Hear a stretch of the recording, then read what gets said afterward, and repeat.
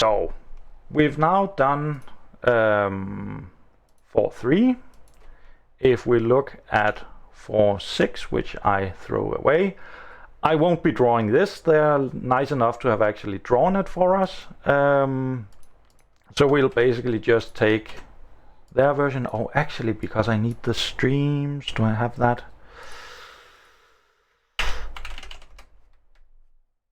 That would be really nice if I had that. I hadn't considered. Where is the solutions?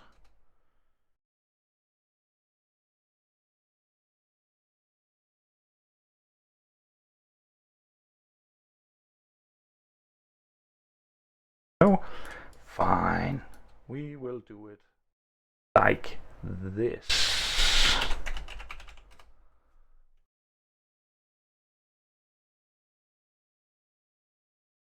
Here we go. Paint is the way to go.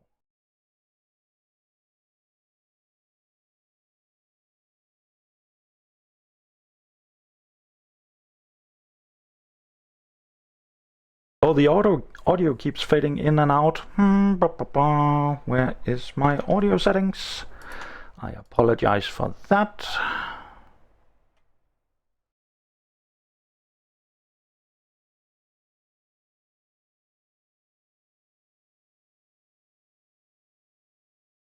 I will just have to move a bit closer to the mic and hopefully that should fix it. But right now I'm basically just talking to myself while thinking, because... Or can I do that smarter somehow? I thought I had everything drawn like I wanted. I didn't. But we shall do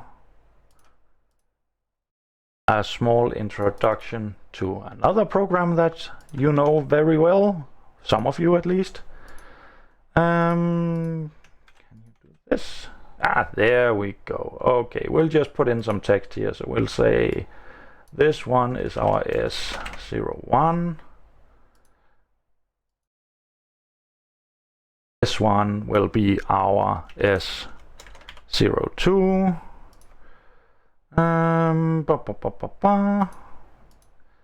This will be our S11, our S12,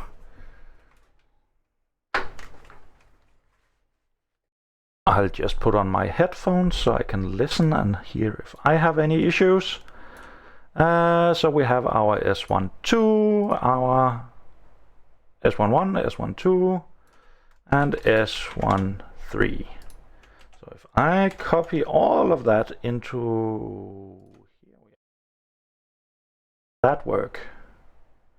That sort of works. We'll be able to see it mostly. So basically we'll do the exact same thing. Set up all of the information we have. 1, 2, 1, 3. We have our total. We have our, in this case, we have the mass of A, B, and C.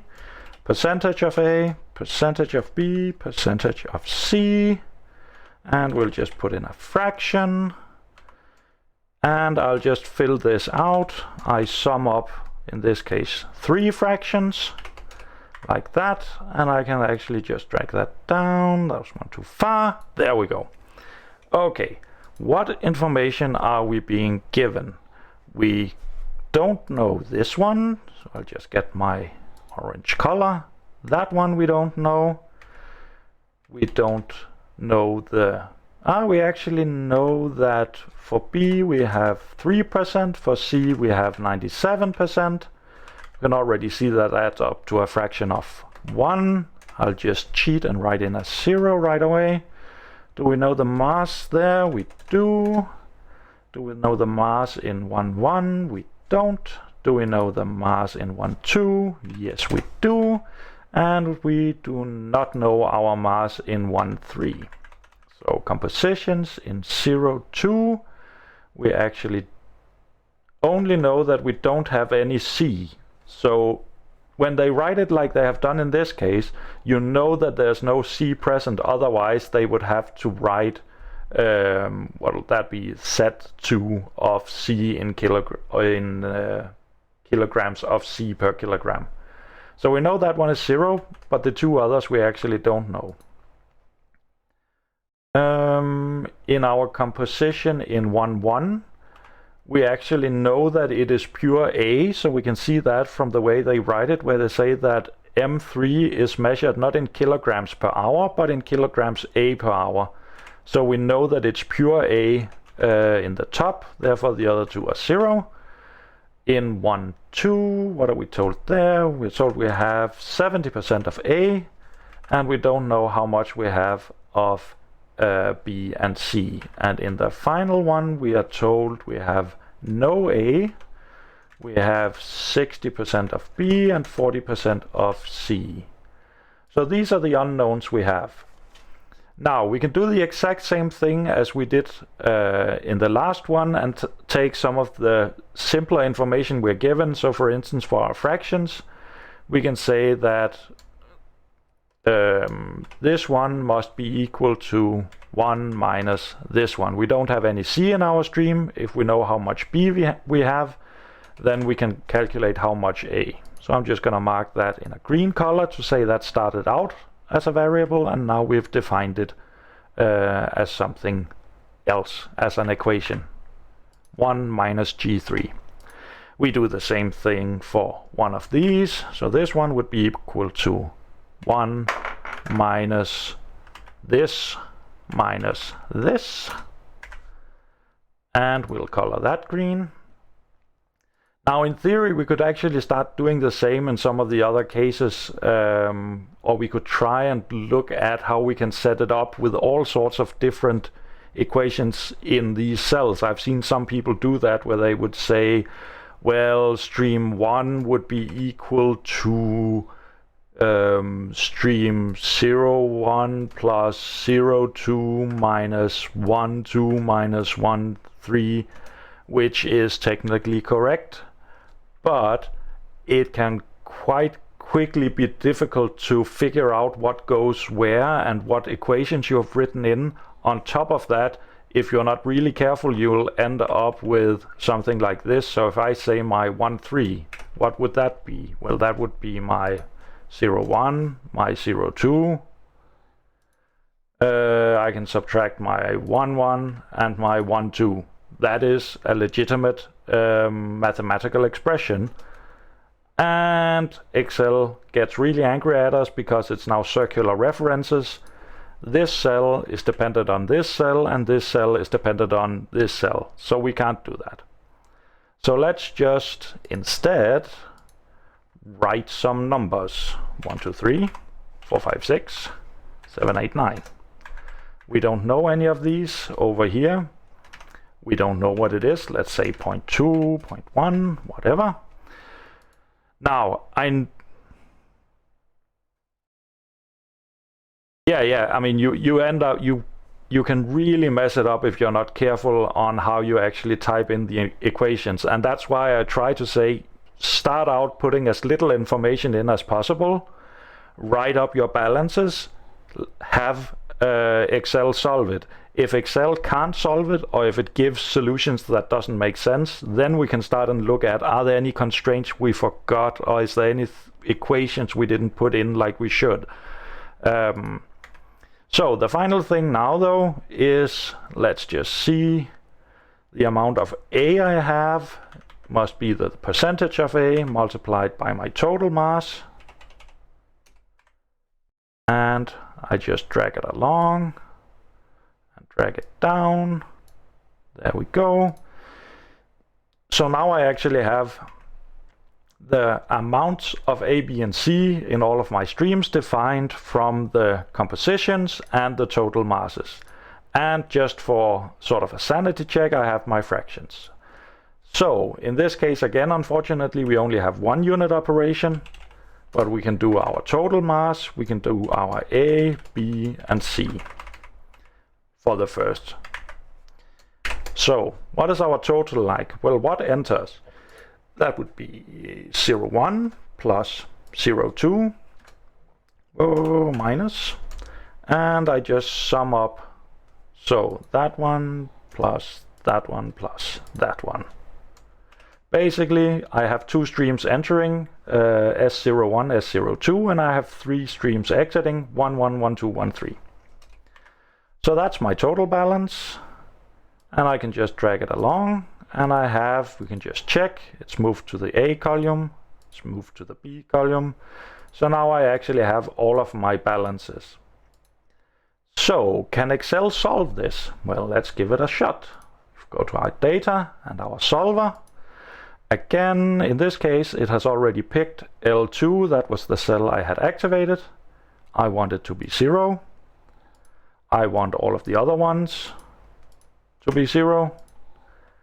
And which cells can we change? Well, we could change this, this, this, this, and this, all of the yellow ones. Let's see what happens. Excel actually found a solution. Solver found a solution. Excellent. Does it make sense? All of our fractions are good. Oh, we have a problem. Excel has given us a negative composition. So that won't do. So we have to figure out a way to actually avoid this. How can we do that? We could just go in our solver. And where is it? And we could actually just say that all of these have to be greater than or equal to 0. Check that it's greater. It is now. And we can try and solve again. Excel has found another solution for us. Now what's interesting in this case is we actually went through I went through on the whiteboard and we looked at how many variables and how many equations and all of this. And you actually end up having too many variables, which means we can define some of these things ourselves. So as an example, I hope this works, I could say, you know what, I'm going to decide that in my stream 01, I don't want to send in 756, I want to send in 1200 instead. I'm just gonna color it green to say that I have now locked this in place.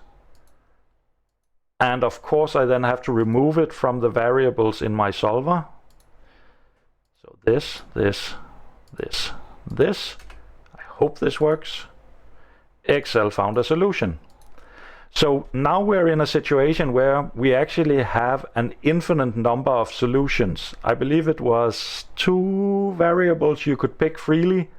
So I could actually define one of the other ones as well. That actually makes sense because I have 1, 2, 3, 4, 5 variables I started with.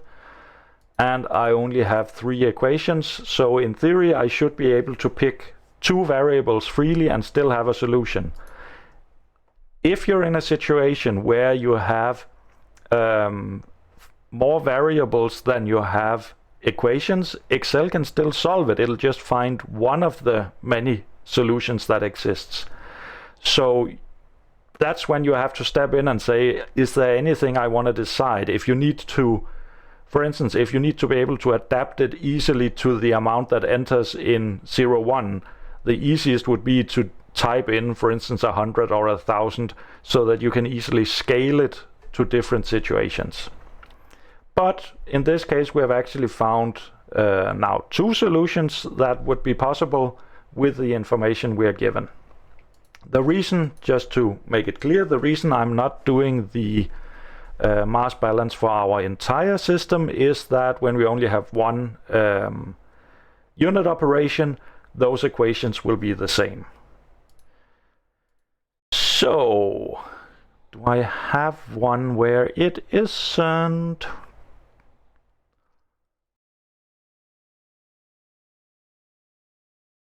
Oh, okay. So we will move on to another assignment. I'll just find one with more unit operations.